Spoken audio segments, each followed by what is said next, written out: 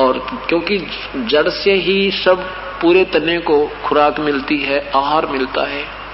उसी विषय में परमेश्वर ने अपनी महिमा में आप ही अपनी अमृतवाणी में कहा है, अक्षर पुरुष एक पेड़ है, निरंजन वाकी डार, तीनों देवा शाखा है, ये पात रूप संसार।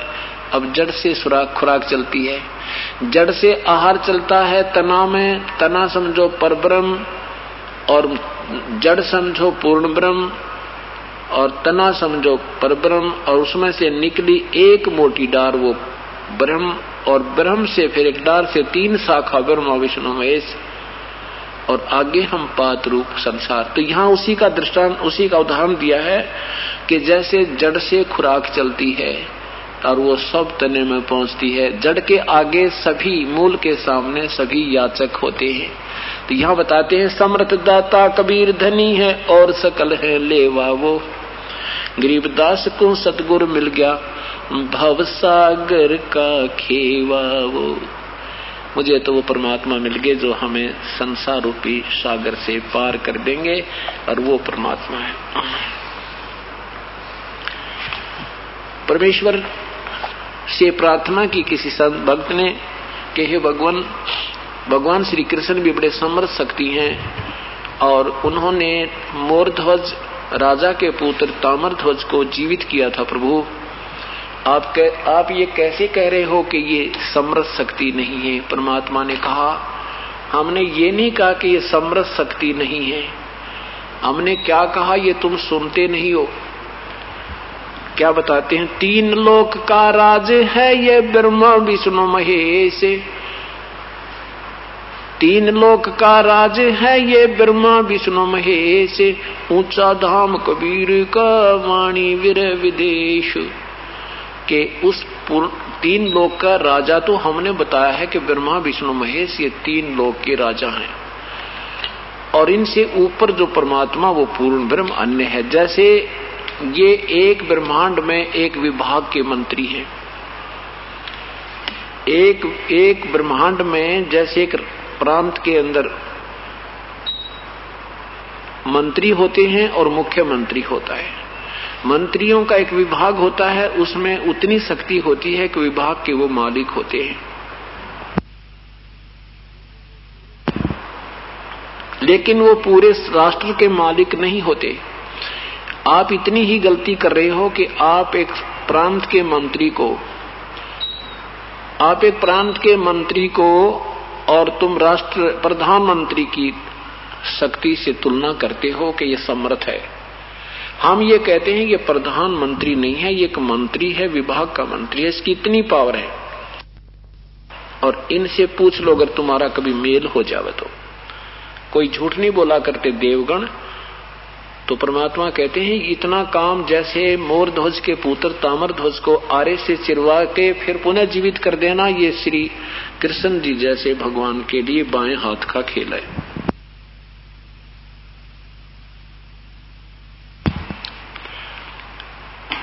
क्योंकि मोरध्वज के पुत्र ताम्रध्वज के श्वास शेष थे, आयु शेष थी, और उन्होंने जाकर के अपनी समर्थता का प्रमाण अर्जुन को देना था, और अर्जुन का भ्रम निवारण करना था कि वो कह रहा था कि मेरे जैसी आपकी सेवा कोई नहीं कर सकता, मैं आपका बहुत सेवक हूं। तब भगवान ने दिखाना था कि सेवक तो अर्जुन तूने देखे नहीं है।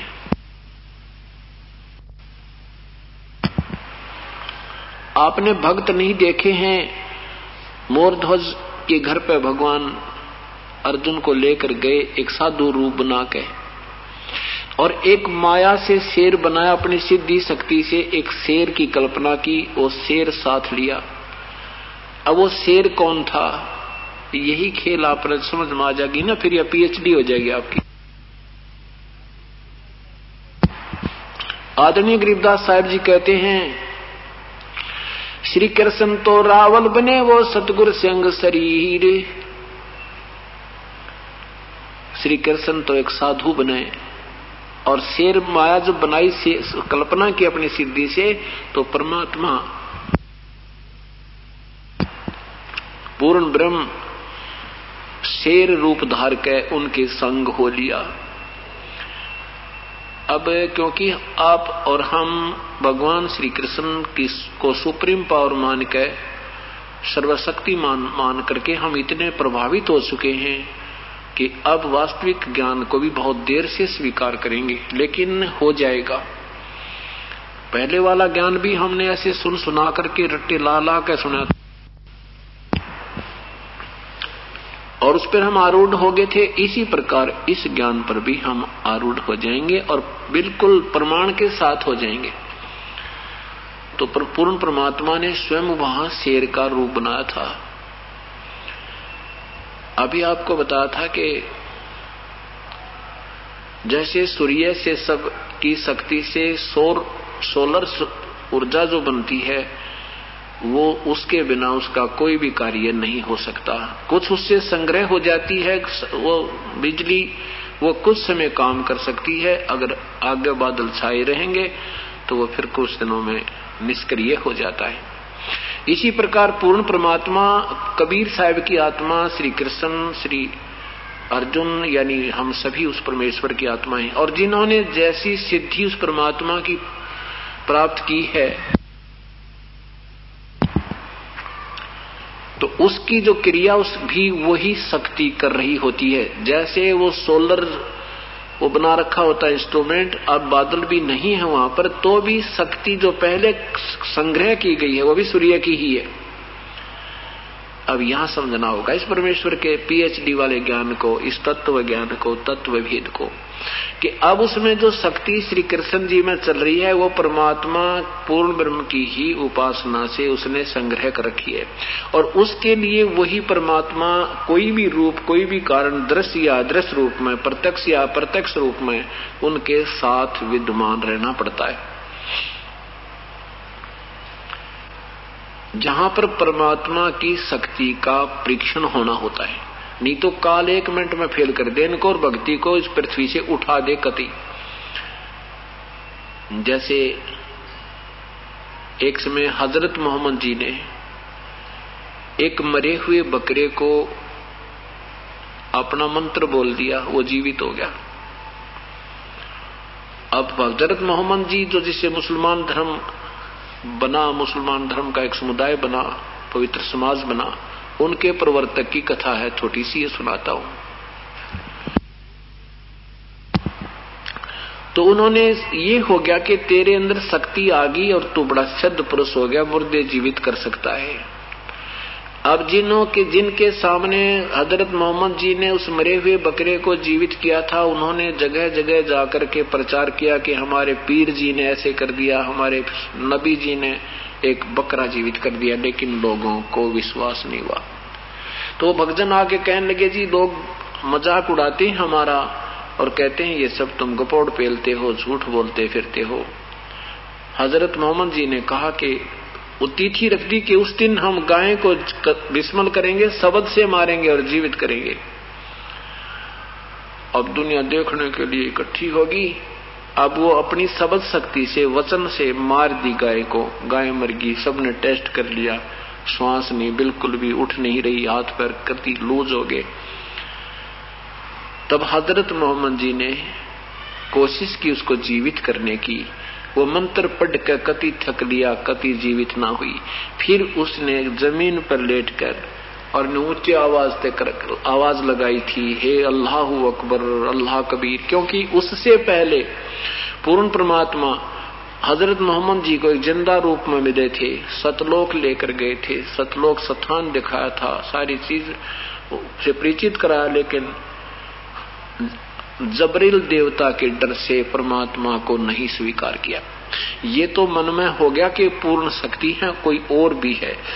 तो उसने अपनी शक्ति से जो साधनाएं की थी, उस शक्ति से जो गाय जीवित करने की चेष्टा की नहीं हुई, तो तब उसने सोचा ला उस परम शक्ति को याद कर लूं जो कह रहा था कि मैं सर्वशक्तिमान हूं, मैं सबसे का बड़ा हूं, मेरा नाम कबीर है। उसके बाद परमात्मा उस हजरत मोहम्मद जी ने कहा था, हे कबीर, या कल्ला, या अल्लाह का, जैसे कहते हैं ना अल्लाहु अकबर, अल्लाहु अकबर, ऐसे रो के याद किया था उस परमेश्वर को कि मेरी इज्जत राख मेरे मालिक।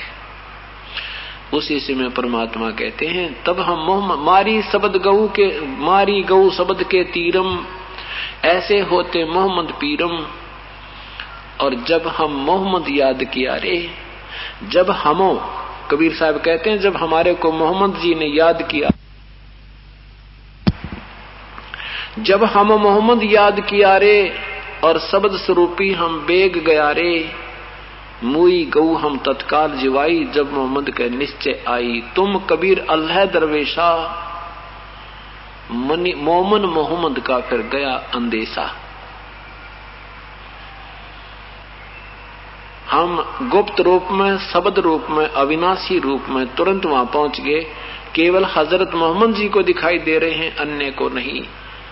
और तब परमात्मा ने उस गऊ को जीवित कर दिया। और लोग सोच रहे हैं अल्लाहू अकबर करके, और हजरत मोहम्मद जी ने गाय जीवित कर दी। अब ये है वो तत्व भेद, इसको केवल वही बच्चे समझ सकते हैं जिनको 2, 3, 4 वर्ष परमात्मा के चरणों में समर्पण करके लगे हुए को हो गए हैं, क्योंकि उनको ईश्वरीय गुणों का लाभ भी प्राप्त हो चुका है कि भगवान ऐसा ही काम करता है। और अब ये कथाएं सुनेंगे तो निरसंशय होकर के आप परमात्मा में समर्पित हो जाओगे कि सचमुच ऐसा ही है। कृष्ण तो रावल बनावा सतगुरु संग शरीर, वहां सतगुरु संग शरीर, शेर का शरीर परमात्मा कबीर साहब ने स्वयं धारण किया।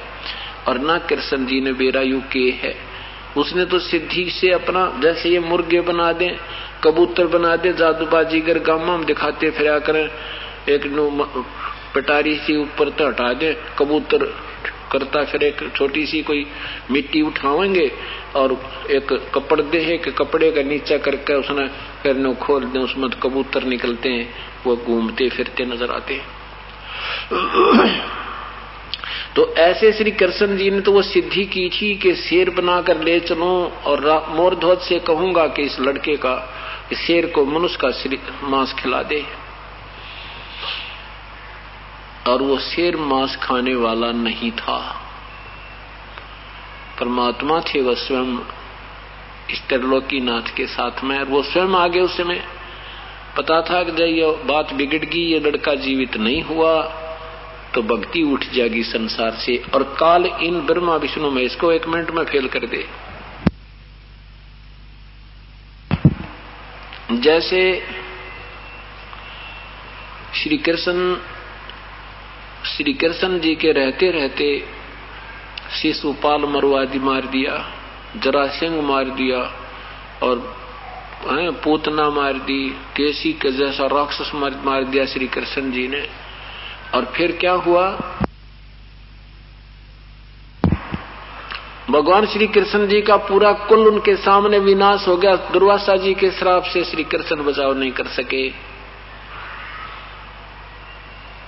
अब वहां थी भक्ति की शक्ति, क्योंकि कंस राक्षस खेमे में था और श्री कृष्ण जो है ये देव पाड़े में था, भक्ति के पाले में था, प्रभु को आधारित करके चलता था। श्री कृष्ण जी स्वयं पूजा डेली करते थे भगवान की। तो उस आधार पर उस डिपॉजिट की हुई सोलर पावर ने, अर्थात परमात्मा की भक्ति ने पूतना मार दी, केसी मार दिया, कुब्जा का कोब ठीक कर दिया। ये करने वाला कौन है? अब यहाँ पॉइंट दिमाग जाएगा, बुद्धि जाने लगेगी ना आपकी कि सचमुच ये तो परमात्मा की शक्ति और भक्ति को यहाँ इस पृथ्वी लोक पर बनाए रखने के लिए परमात्मा की युक्ति, ये दोनों काम कर रही थी। काल चाहता है कि भक्ति ना चले, ये नास्तिक हो जावे, शास्त्र विरुद्ध साधना करके इनको आस्था हट जा भगवान तक, और परमात्मा से कोई लाभ हो नहीं, या आप नास्तिक हो जाएंगे। और प्रभु का यही चाहता है कि ये चाहे किसी ने भी पूज रहे हैं, किसी की भी साधना कर रहे हैं, लेकिन वो शक्ति पहले वाली डिपॉजिट भक्ति जो पहले जन्म में की हुई है सतगुरु की विधिवत साधना, वो आज भी करामात दिखा जाती है। तो श्री कृष्ण जी ने मोरध्वज के पुत्र ताम्रध्वज को आरे से चिरवाया। श्री मोरध्वज राजा अपने पुत्र ताम्रध्वज को राज्य तिलक करना चाहते थे और स्वयं अपनी भक्ति में लगना चाहते थे।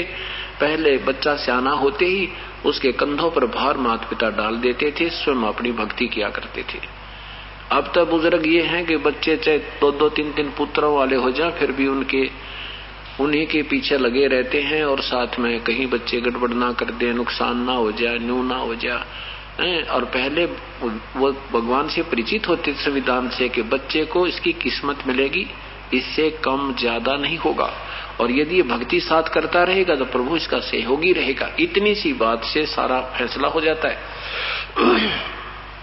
तो मोरध्वज जी ने अपने पुत्र ताम्रध्वज को राज्य तिलक करना था, उसको शासन देना था।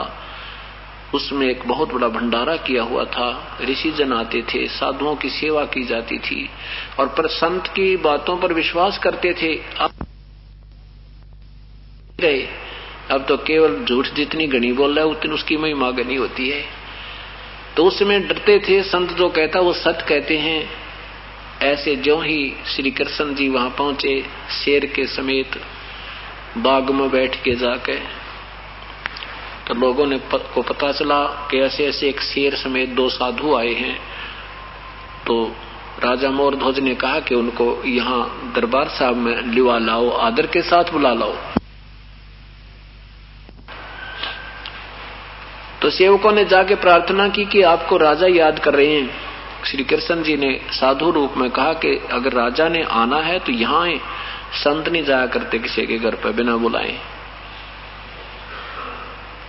अब दोनों पति पत्नी मोतियों के थाल भर के, बड़ी अच्छी मिठाइयां लेकर के, ढक करके नंगे पैरों चल पड़े अपने मकान से बैग अपने बाग की तरफ।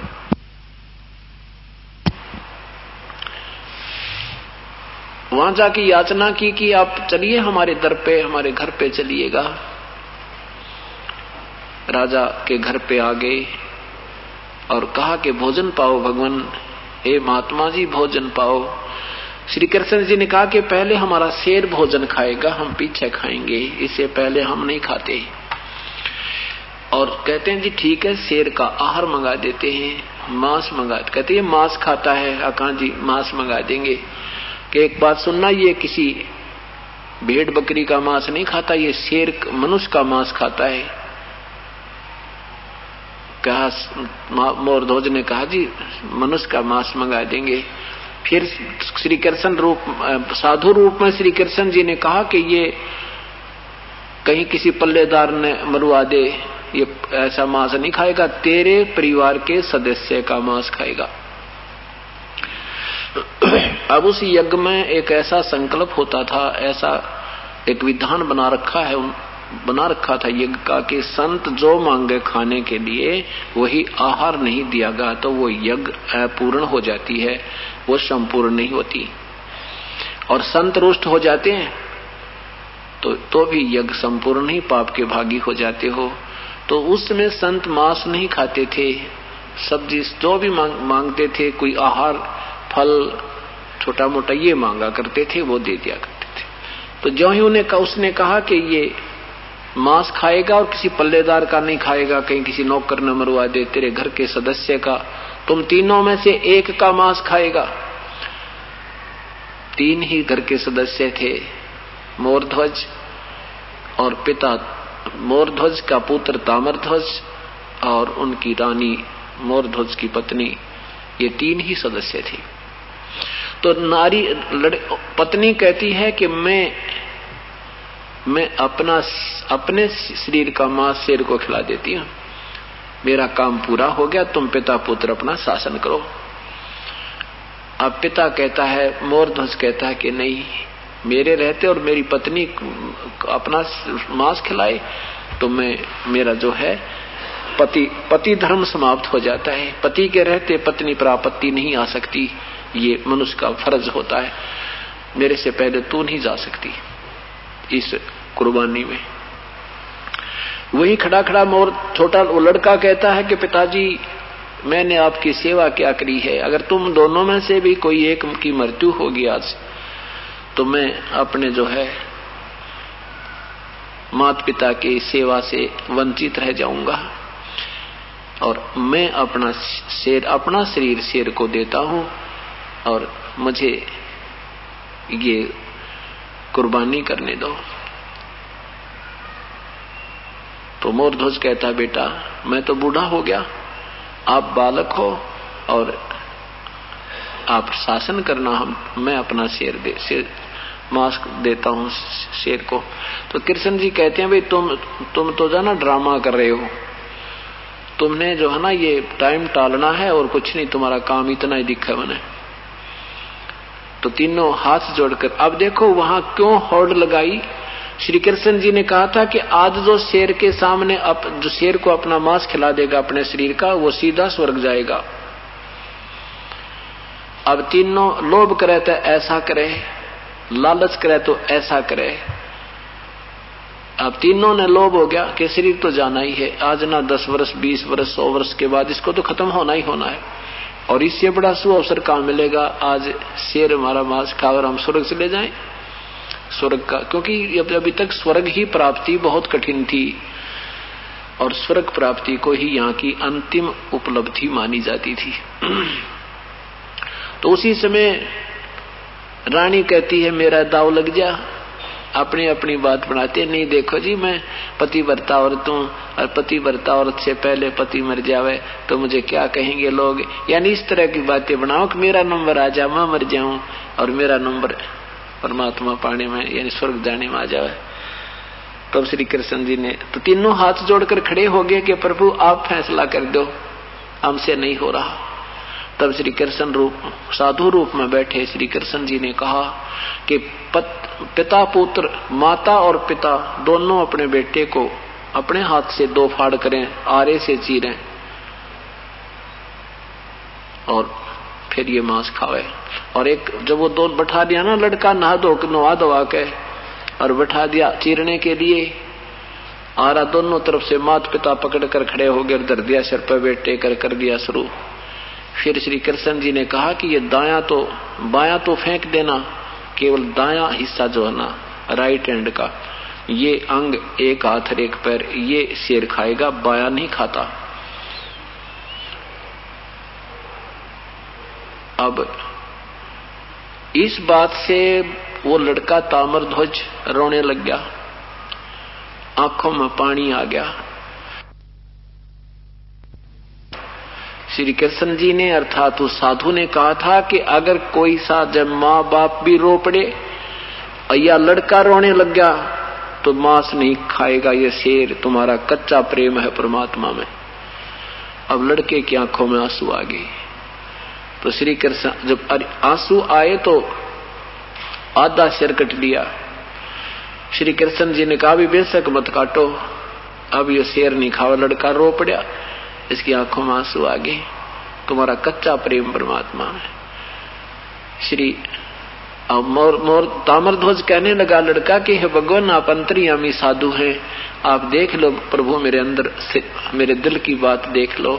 मैं यूं नहीं रो रहा कि मैं मर रहा हूं या मुझे राजपाट चाहिए था, नहीं, मैं इसलिए रो रहा हूं कि मैं इतना पापी हूं, मैं पूर्ण पवित्र नहीं था कि शेर मेरा आधा हिस्सा ही खा पाएगा, कहीं मुझे पूर्ण मोक्ष, मुझे पूर्ण लाभ ना हो। मैं न्यू रो रहा हूं कि मैं इतना गंदा व्यक्ति था कि शेर भी भगवान ने मुझे आधा ही स्वीकार किया।